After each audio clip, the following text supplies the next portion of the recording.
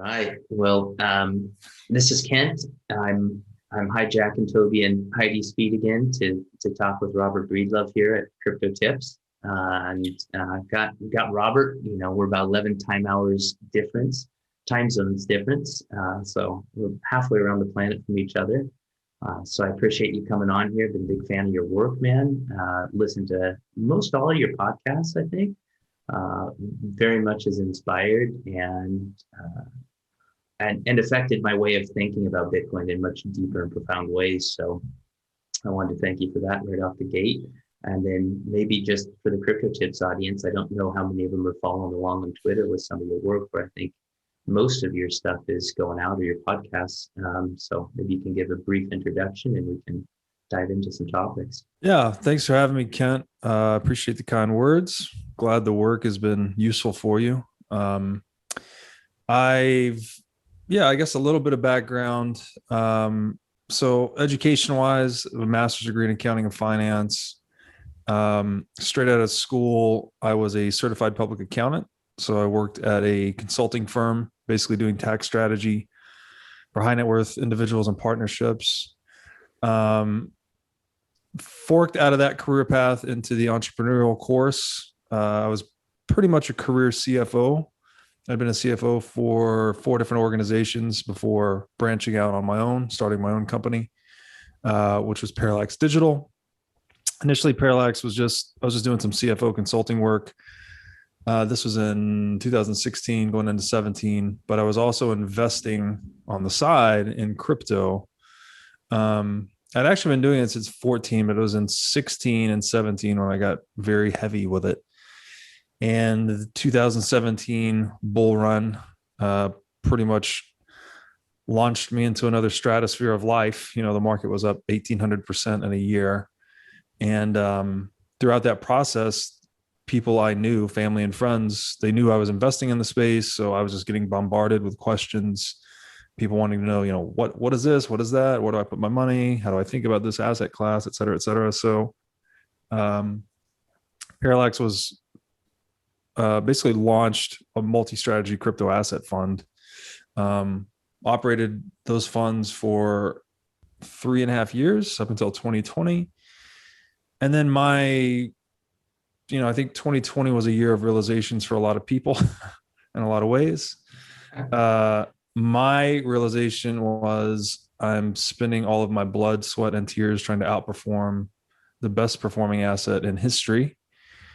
And that just didn't seem to make a lot of sense. So, and it was also throughout my experience at the fund that my writing and speaking engagements were becoming more popular about Bitcoin and history and economics and so on.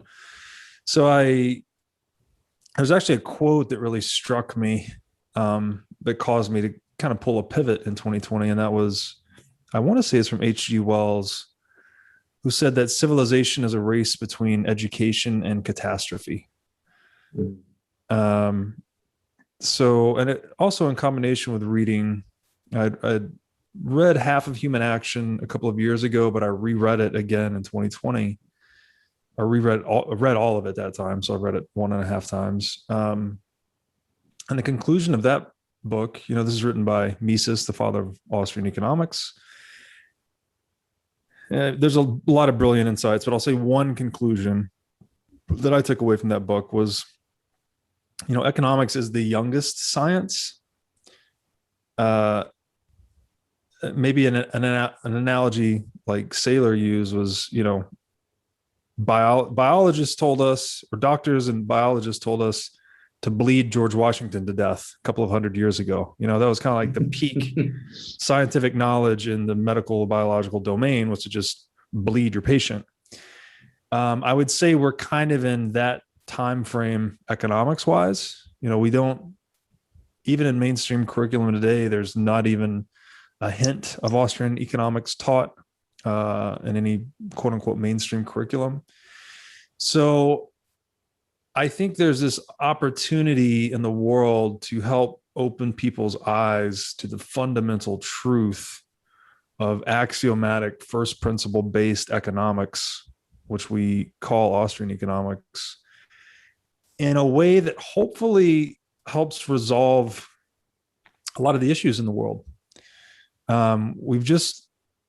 We've always suffered under politicized economic structures, largely due to the temptation to control the money, right? Every monopoly on violence has always given into the temptation to also monopolize the money to their own benefit.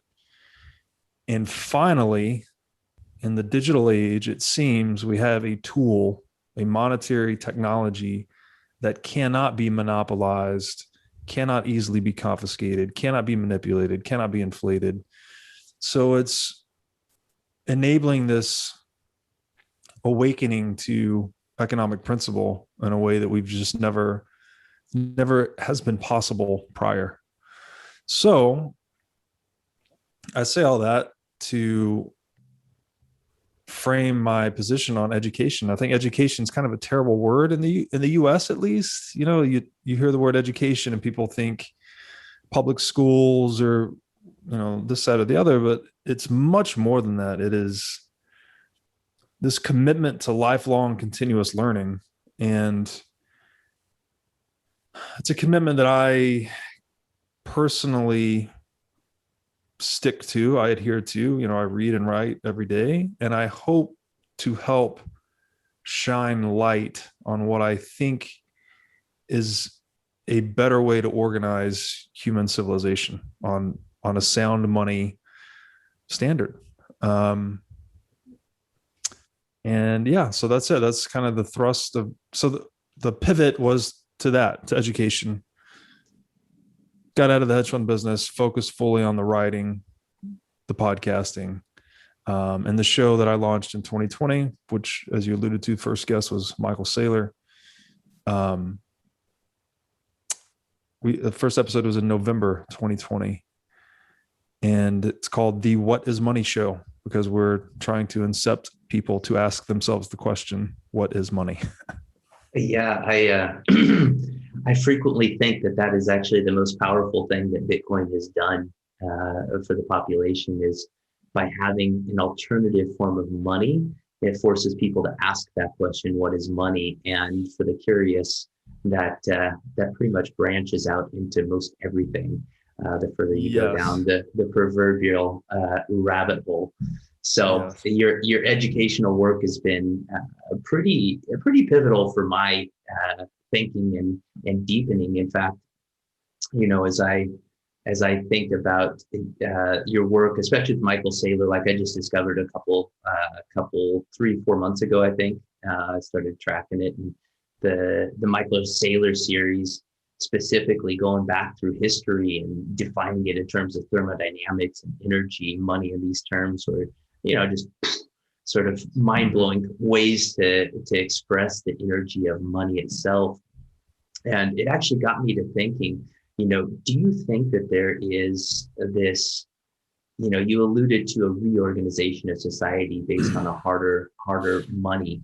But do you see your role is perhaps even beyond education and into, like, you know, I haven't heard the term used before, but Bitcoin philosopher, you know, of some sort, because really what you're touching on is so many different aspects and synthesizing that information that it's almost more of a philosophy in total that's beyond really even what, you know, because it touches into the social fabric of things beyond really even Austrian economics. You know, it seems even more holistic than that.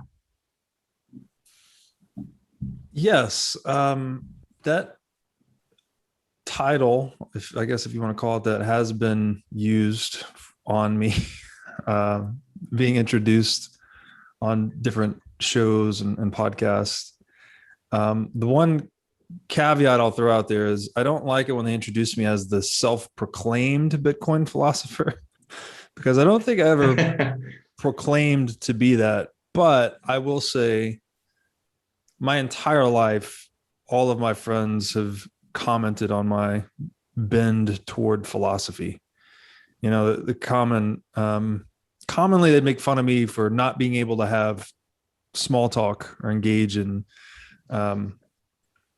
you know, small conversation. I'm always asking big questions, talking about deep topics. So I think I have this natural predilection towards philosophy, which also just makes the work so meaningful for me. I mean, I get to wake up every day and wrestle with the biggest ideas and questions that I can formulate or find.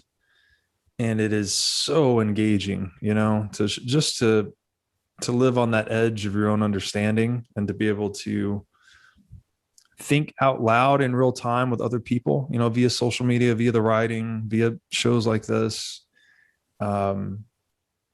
It's just a level of experience on the professional side that I never thought I would attain. I don't know. It's great. It's wonderful. It's hard work, it's not like it's, you're living on vacation or anything, but I really, really enjoy it. It's very satisfying.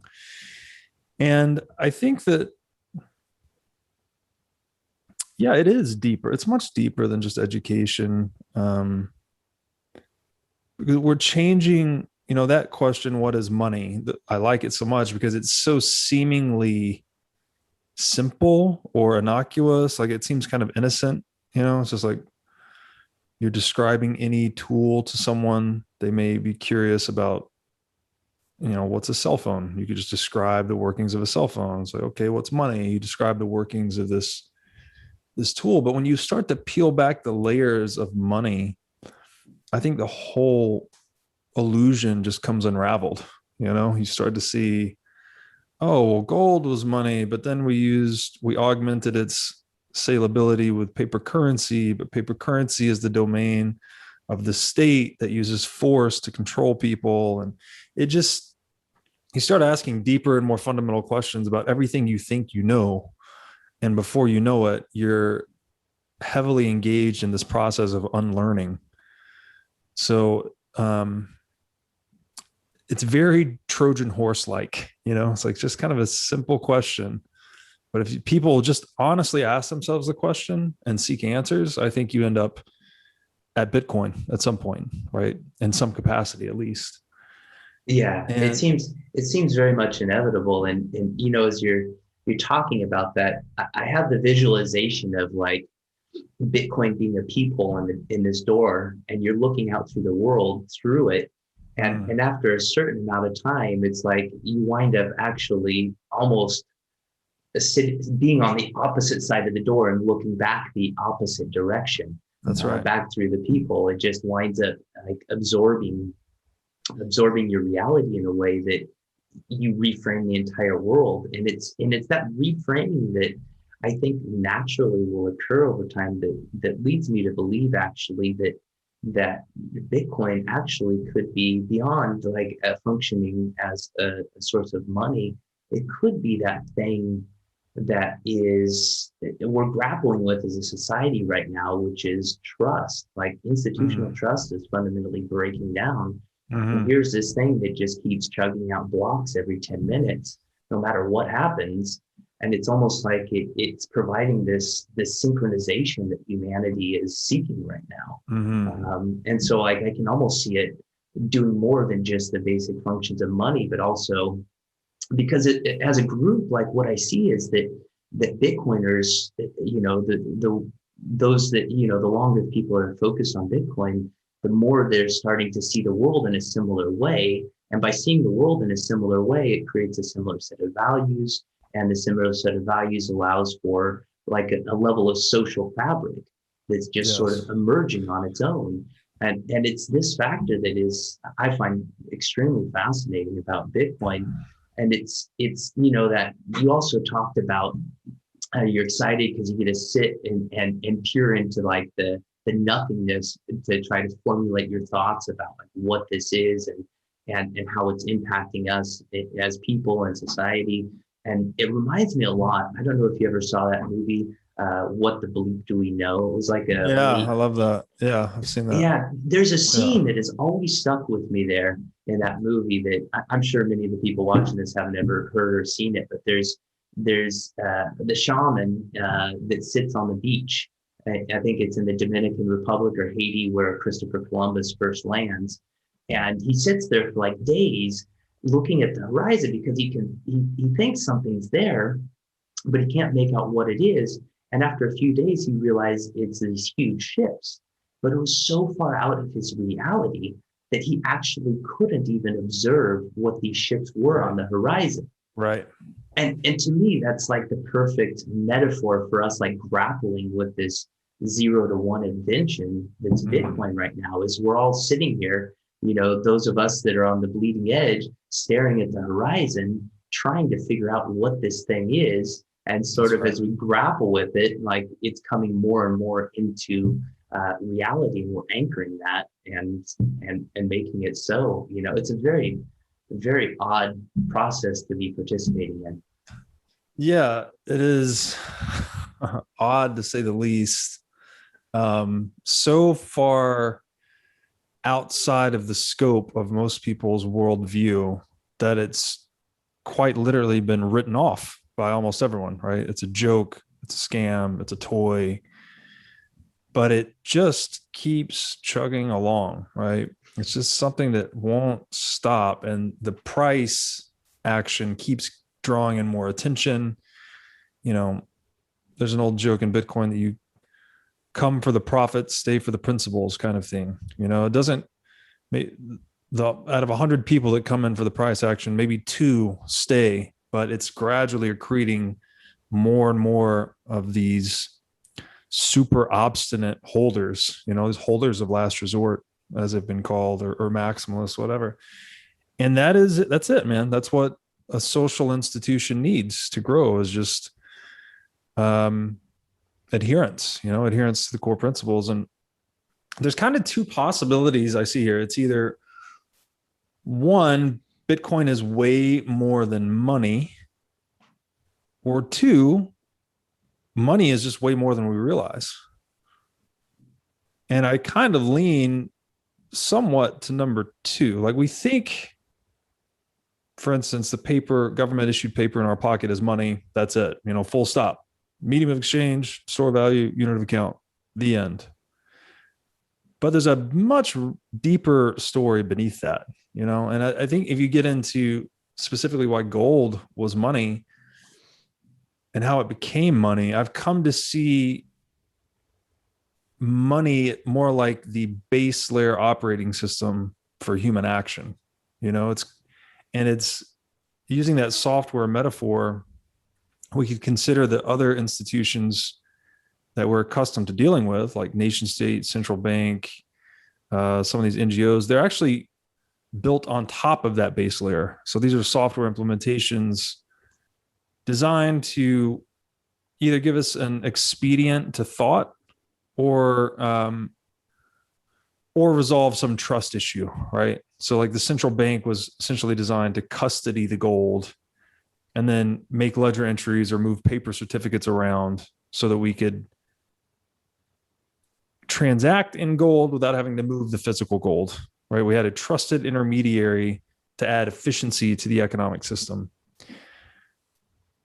But of course, that trust, anywhere you introduce trust to money, it gets broken, right? It's like man's sinful nature just rears its head and shows its, worse and true colors in many ways, if you just follow the history of the money. And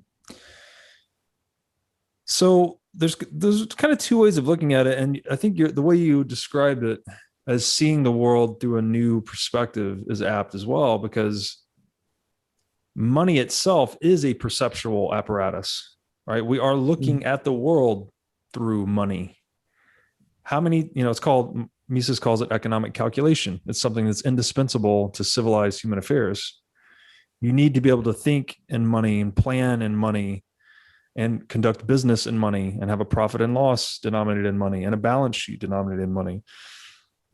All of these artifacts of modern civilization, like, they're rooted in the common language of economic numeracy we call money. So there's a software relationship between the mind of humans and nature, right? The property, the nature that we make use of and harness to satisfy our own aims, property rights. There's a deep relationship between human mind money and property rights are the basis for civilization. So that leads me to believe, again, it's like maybe we just don't consider how important money actually is. And if it is that base layer system, that also means that government, this just shatters the conventional wisdom that government is the issuer of money, which most people, I think you'd ask most people today on the street, ask 100 people, what is money? I would say 90+% of them will tell you something the government issues, right? A government issued paper to conduct exchange, whatever it may be. But that's not the truth. It's money as like this reservoir of excess productivity, right? When we're economizing our action, we need to be able to store that excess in something that's tradable. That actually forms the basis on which government is constructed. Government uses money, standardizes money to tax people, to denominate its own accounts. It's a business too. So it needs the same economic calculation we need individually to conduct its own affairs. And that's a flip for most people, right? It's like government is not the originator of money. Money is the originator of government, actually.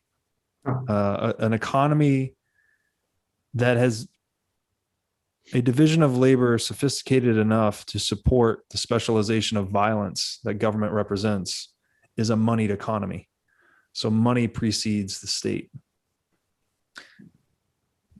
Lot to blow your mind there. And then to your last point, just something else to think about is there's one more fundamental question, even deeper than what is money. And it's one I'm struggling with now.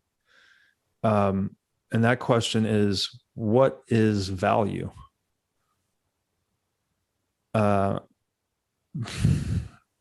It's a very deep question. I don't know if we even have the bandwidth to address it right now, but to just relate it to money, it's like money is not only a way of moving economic value across space and time, but with that, we're also entering into this co-evolution or co-identification with money, in that it moves our cultural values as well.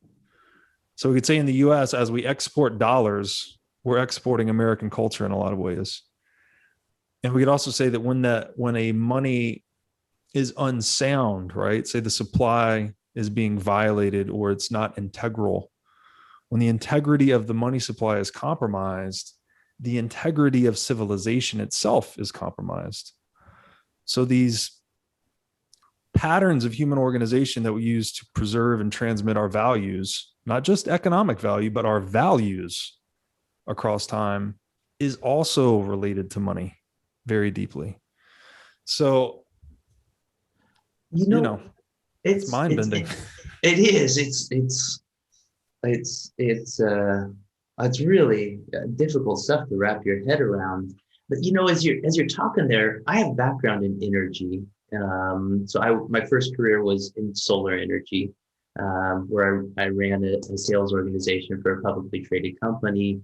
Nine-figure responsibility. Our organization was working across 9 states, and I checked out of that because I needed a break, got burnt out, went traveling, and ultimately met my future wife, and that's how I ended up here in Portugal.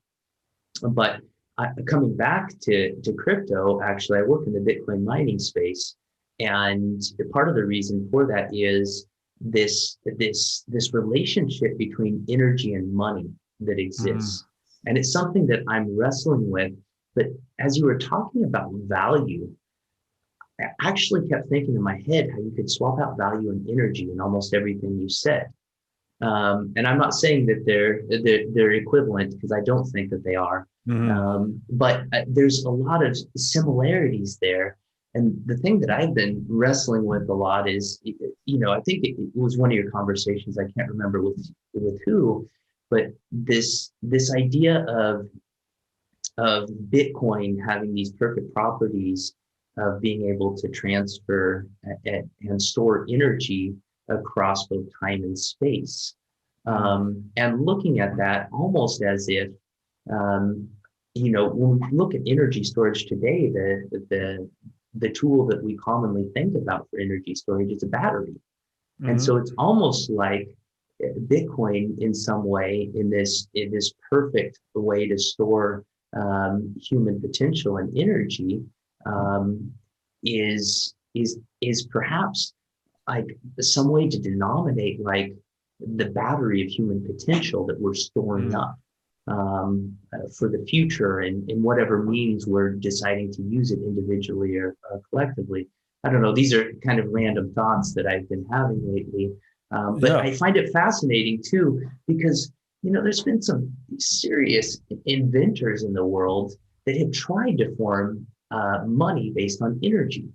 Yeah. And Thomas Edison, Henry Ford, Buckminster Fuller, this concept of energy-backed money, and now we finally have that with Bitcoin, and the implications of that. I'm curious, how you see that playing out in the future. Yeah, I think it's an excellent and apt analogy, and one that Saylor, actually doing the Saylor series together, he helped me see it that way more clearly, because I had previously considered money to be more of an instrument related to time, like we're using it to trade time and measure the time savings from the division of labor, all of these temporal analogies between money and economics. But his background as an engineer, he thinks more in terms of energy. And, those things are very closely related as well. Like the more productive or efficient you are with your time, another way of saying that is you're more energy efficient, right? You can allocate your time and energy towards the achievement of greater aims with less expenditure, essentially. And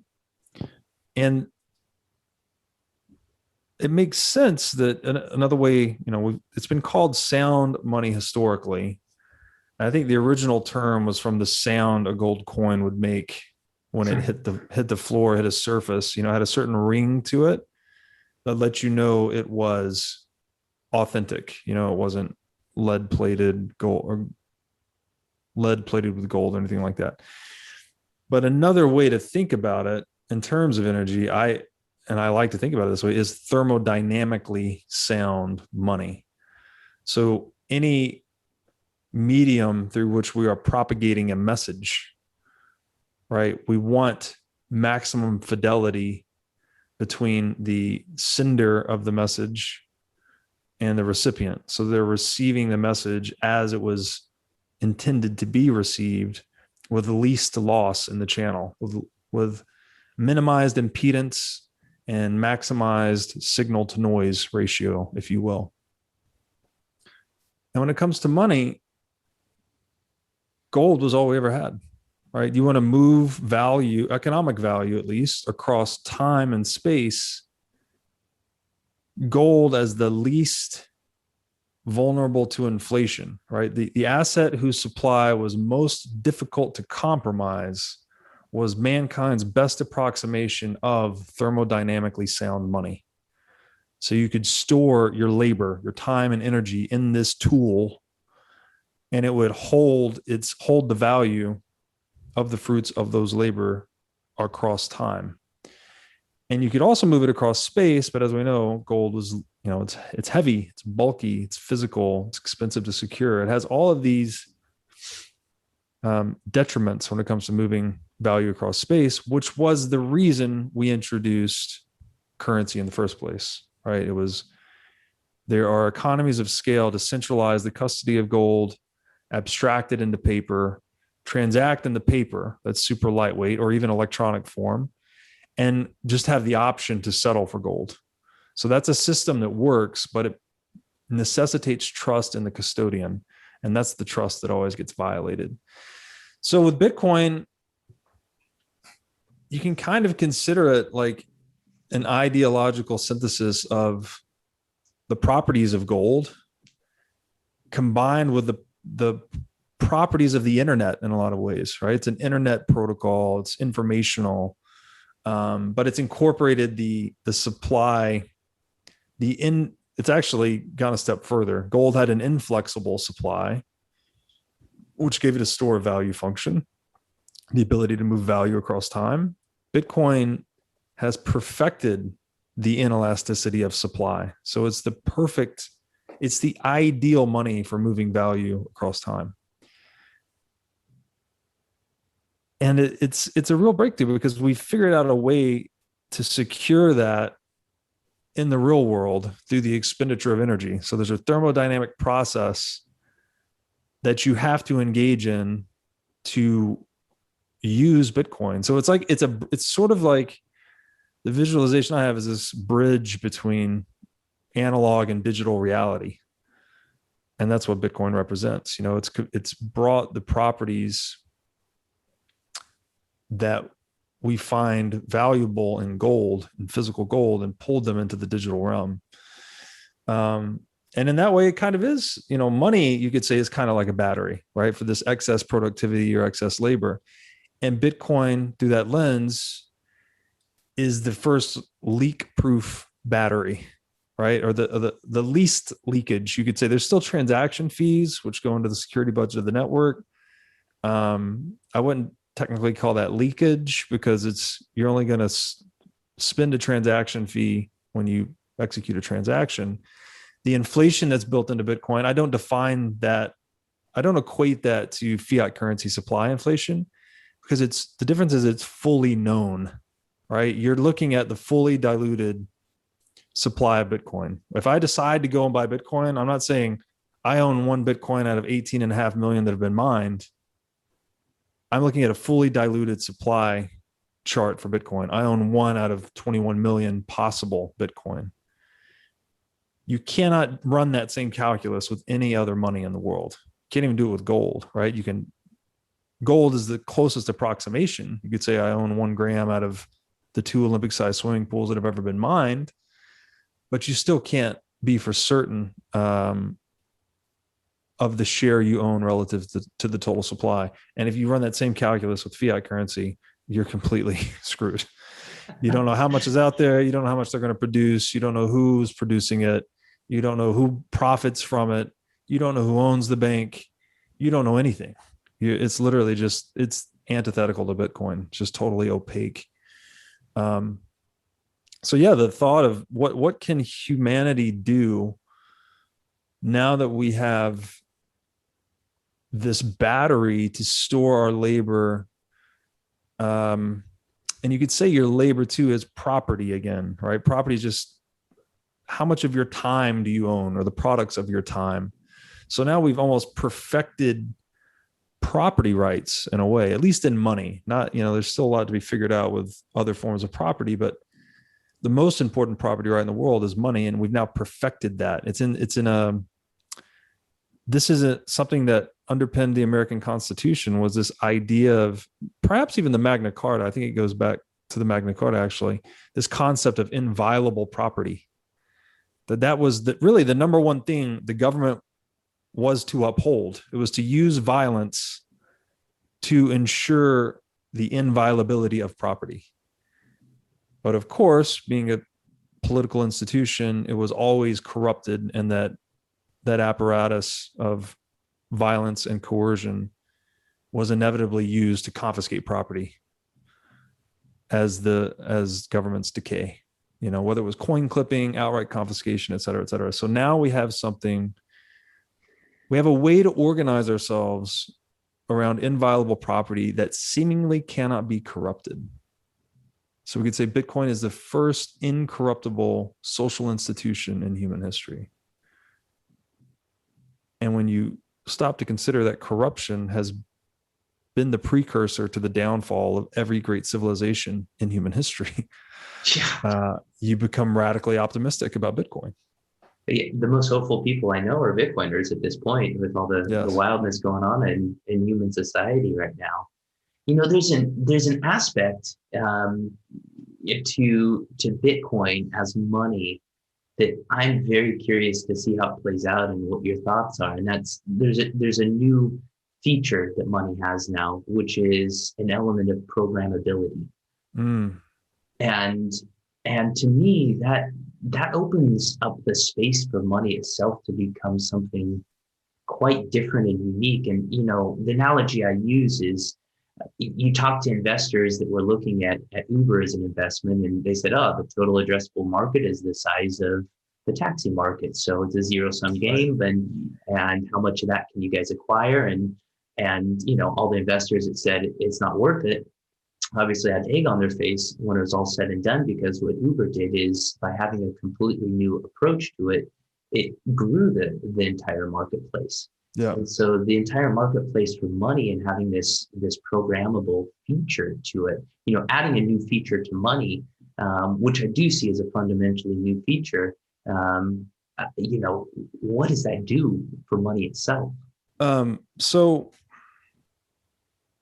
programmability is a new feature that Bitcoin brings to money. Clearly, with something like gold, it's just, I think a sailor called it was a shiny, dumb rock. It just sits in a vault, doesn't adapt, doesn't interface with other software applications, difficult to audit, difficult to get transparency into, difficult to, as we already said, to move. It's just very limited. It's very good at doing what it does, which is, it's indestructible and it's really hard to produce. Can't be counterfeit. It's counterfeit resistant, essentially. Which is great. That's the thing you need money to do, to hold value across time, which bootstraps all the other functions of money. But it really limits its utility as money, frankly, because, in some ways you could maybe consider these other social institutions we've built on top of gold, like the central bank and the nation state and other things. They're kind of like our workaround for monetary programmability, where you're programming these different trust arrangements that the money itself could not be encoded to do. Law, what do they say about law? Possession is 9/10 of the law. Okay. So that means the entire law is this, trust infrastructure built up largely around money, to program it in a way that, non-trusting parties can cooperate, can interact commercially, right? You don't need to have, it allows you to expand commerce outside of the sphere of your circle of trust. So you can actually go and interact with people that you don't necessarily know or trust that well, but you can depend on the rule of law, right, to enable and facilitate that interaction. So this idea of programmability on top of Bitcoin, like the clear advancement is in the domain of smart contracts, right? Just to be able to programmatically enter into a contract with another party and have conditions and payouts set in a way that automates that relationship. And now clearly Nick Szabo has written great stuff about this. He talks about wet code versus dry code. So the more subjective the terms and conditions of that contract, the more wet the code is, which means the more human subjectivity or judgment or discernment is necessary to see whether the clause was satisfied and how much should be paid out, if any, et cetera, et cetera. Whereas dry code contract is very much like, was the product delivered by the date agreed upon? If so, then release funds effectively. So it's very early on this. It's probably this aspect of Bitcoin, the programmability aspect, as it relates to smart contracts, is probably going to take hundreds of years for us to really understand the full implications of it. But anywhere you see something that could be automated, right? Or anywhere you see something that an attorney or an accountant is doing that a machine could do faster, cheaper, better, I think Bitcoin enabled smart contracts will ultimately allow us to leverage the technology to replace humans. So there's a lot of unsolved problems here. Like the Oracle problem is a big deal with smart contracts. It's how do you trust the data source itself? There's a lot of theory out there and ways you get around it, and you can make a competitive market for it such that the oracles are incentivized to be honest, similar to what Bitcoin does for miners and node operators and such. For miners specifically, nodes not so much. Nodes can do what they want. So yeah, I don't know, man. Like what happens then? I don't know what the world looks like on this. I would say a lot of the institutions we use today are not relevant anymore. We know that. So again, if you use that software analogy, you're swapping out the base layer operating system. So ditching gold, moving to Bitcoin. That means that every institution built atop that base layer will look different, radically different even. But to say in what way is really hard to determine. The one conclusion I've been writing about, based on the book The Sovereign Individual, is that the government shrinks, nation state shrinks because their revenues decline. I think that seems somewhat obvious to me. We just talk about revenues of the nation state contracting. It would seem that they would shrink, but it's hard to say what exactly Bitcoin will do, to call it the white collar side of the economy. But even the promise of it doing this, of it replacing accountants and lawyers and whatnot with smart contract type functionality, is very exciting in that it just allows us to more deeply contribute to the division of labor. So, people don't often think in these terms, but there's a great Alfred North Whitehead quote that I'll attempt to not screw up too badly, but he said, conventional wisdom says that it's important to think before acting, but the precise opposite is true. The more critical operations that humans learn to conduct without thinking about them, the more civilization advances. So that's what an institution is designed to do in a way. It's like, I don't want to have to think about who's securing my money and how I can move it. Like, I need to just have one interface that allows me to do that securely, right? And the more simple and the less thought I have to put into that interface, then the more I'm free to go concern myself with other things, satisfying other aims. So I think in that world where you reduce dependency and trust on corruptible accountants, attorneys, bureaucrats, politicians, other institutional leaders, right? We're minimizing the necessity of interpersonal trust, right? This is the core ethos of Bitcoin. Don't trust, verify. The more verification we can inject into our socioeconomic hierarchy, the more wealthy we become, the more we economize, the deeper the division of labor grows, the more aggregate wealth grows. And the more aggregate wealth grows, the more peaceful we become. So kind of got off on a tangent from programmability, but that's like, you're getting into the domain of Bitcoin's bright orange future, like to be able to automate so many of these things that we do so arduously today, which is the story of human history, by the way. We've just been like, how much of the labor force was devoted to agriculture at the dawn of the agricultural age versus now, right? We've gone from 100% of humans growing food to sub 3%, 4% maybe. What are the rest of us doing? Well, we're working on things that satisfy other human wants. We're solving more problems. We're increasing the wealth for everyone else.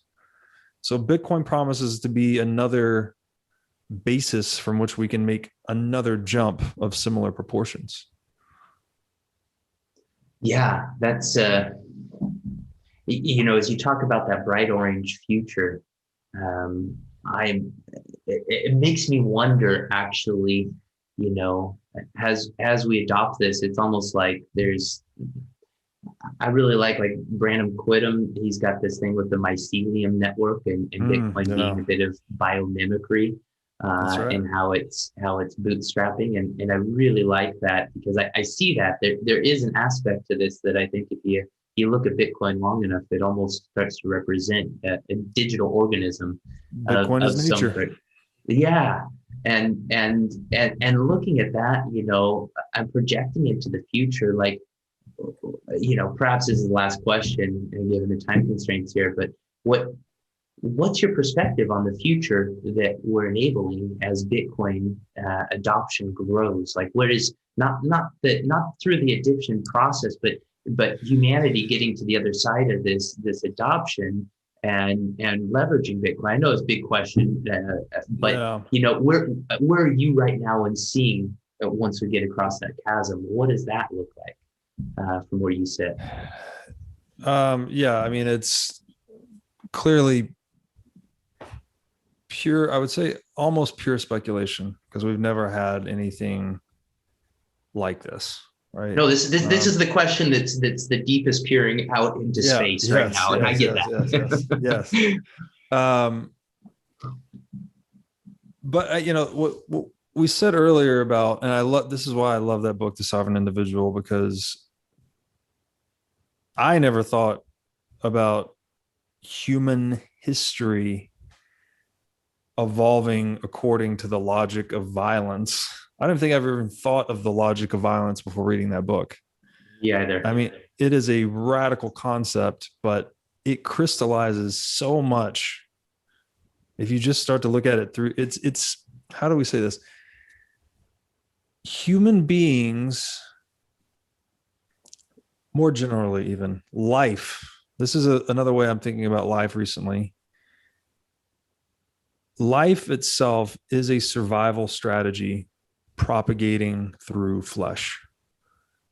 Your DNA is the encoding and the memory of all the past circumstances your ancestors faced, right? All the environmental conditions, all the competitive threats, all the adaptation that they had to exhibit to survive, concentrated into this one informational strand of, DNA, RNA, whatever you want to call it, the genetic information of life. And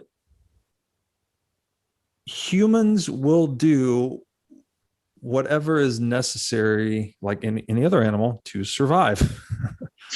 So in a very, if you look at us crawling out of the muck, so to speak, as cave people, that involved very high time preference activities like bashing a guy over the head with a club and taking his meal, right?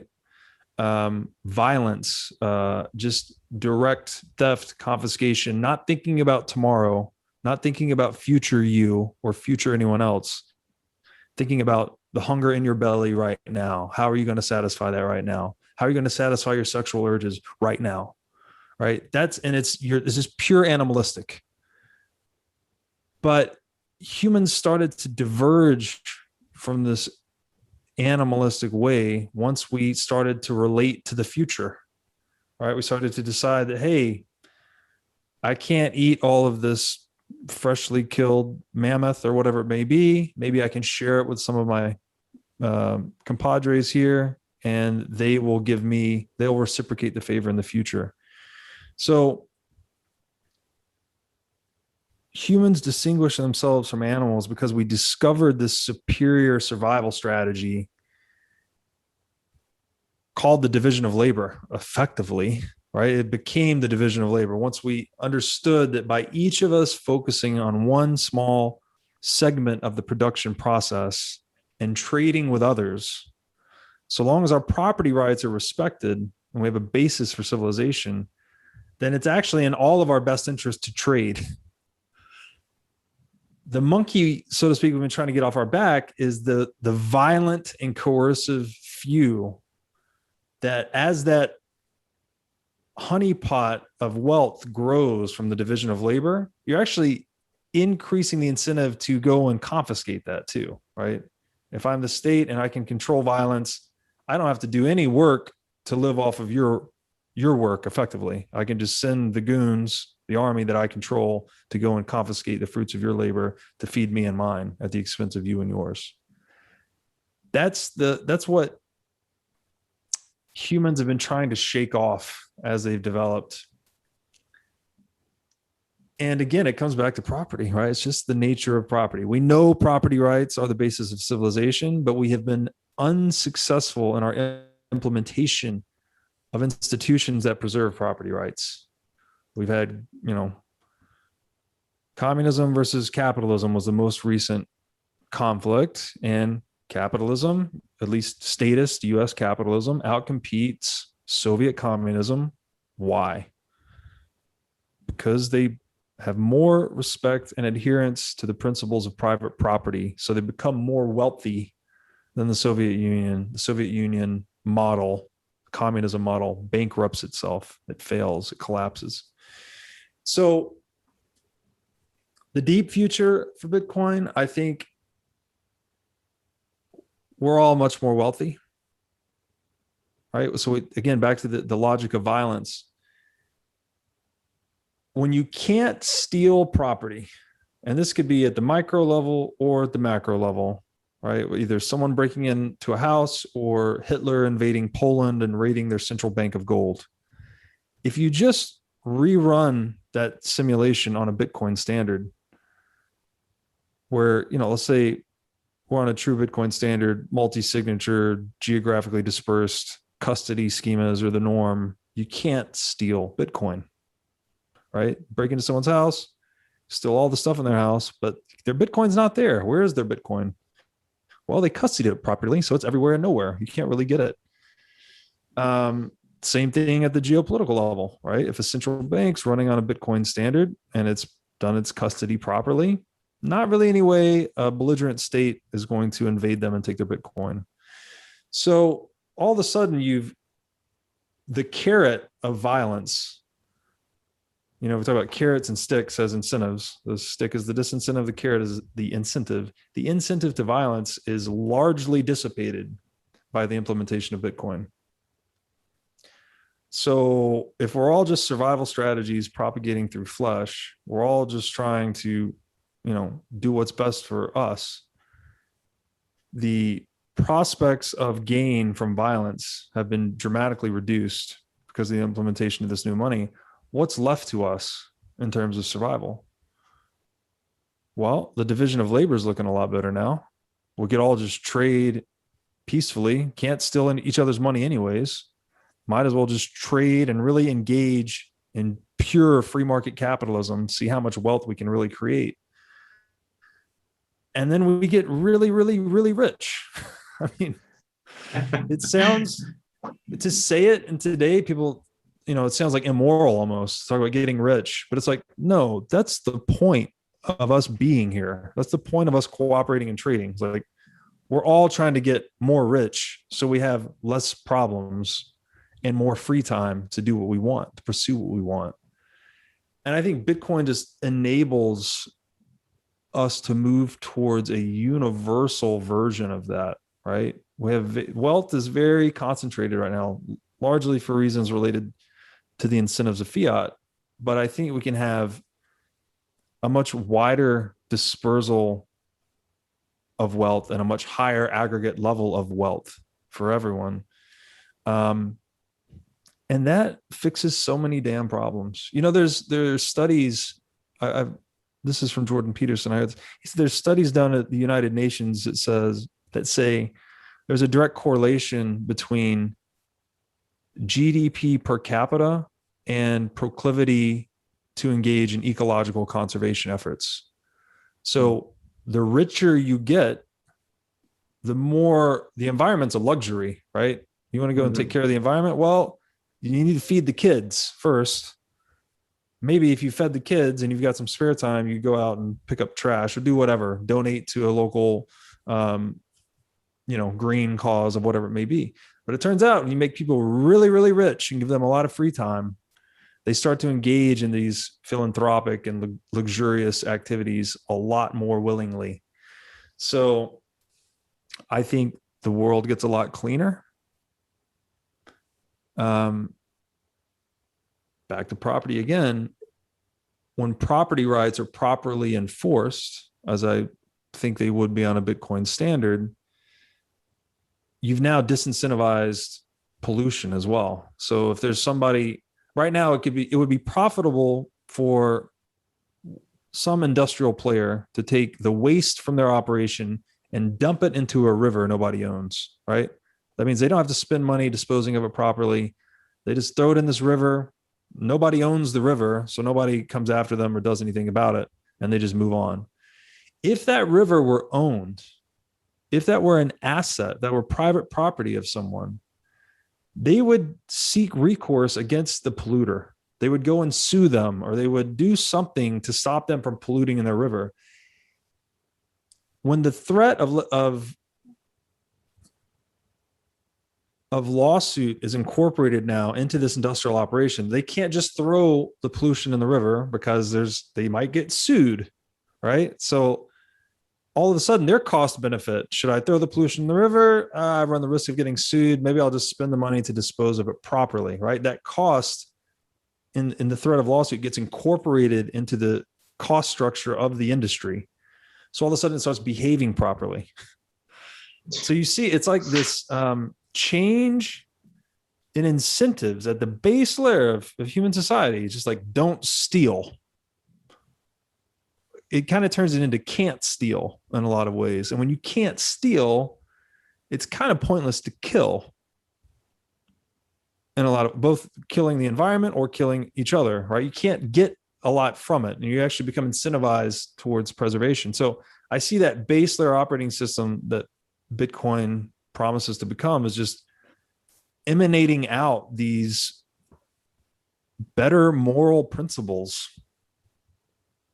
Right? We could say even morality itself we see it emerge in animals as like a way of dealing with the conditions of nature. You know, there's again, if there's an alpha male dispute in a wolf pack, the winner does not kill the loser. The loser just rolls over and gives up his neck because they might need all the wolves tomorrow to go and bring down a moose. So they've developed a proto morality to optimize the pack's survival. Right. So there's an optimization for the whole. And I think that Bitcoin enables us to better optimize for the whole of humanity than any tool we've ever conceived of. So richer, cleaner, less violent, more civilized. And then what? I don't know. The sky's the limit. We seem to like to go to space a lot, so maybe we colonize the stars. But we're not going to make any progress whatsoever, as 2021 and 2020, I think, have so aptly demonstrated, until we fix the money. Because corrupt money is universally destructive. Very well said. I very much like that perspective, and I think as you were talking and ticking off the points of what that future would look like, to me it sort of boiled down to humanity having a strong moral fabric built into the social fabric. Yes. And I think right now, all of us that are seeing human society are sort of aching for that reality. And I know that's what motivates me to participate in Bitcoin as heavily as I do. And I like seeing that passion and motivation from you as well. And I enjoy talking with you. And thank you, man, for your time. I want to be respectful for it. Any last words that you want to share before we wrap this up? Yeah, thank you for having me on. I would just say that to bring it full circle back to this pivot into education, that's the core message I want to deliver. That, I mean, I don't want to say it's the only core message, but it's, if I could get that seed into people's mind that property rights are the basis of a proper morality.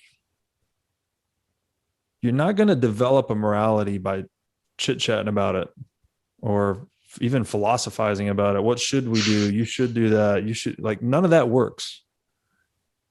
Life is a survival strategy propagating through flesh. You need to speak at the level of survival strategy to cultivate change.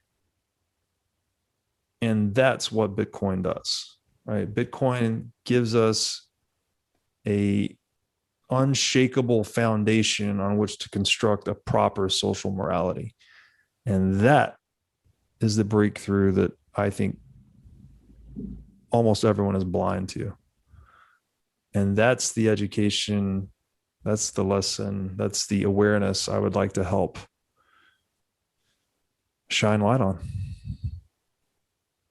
Well, I think you're doing a great job with it thus far. So, man, thank you very much for your time, Thanks, man. energy, and effort on this call. And yeah, hopefully we can do it again. I'd like that. Thanks.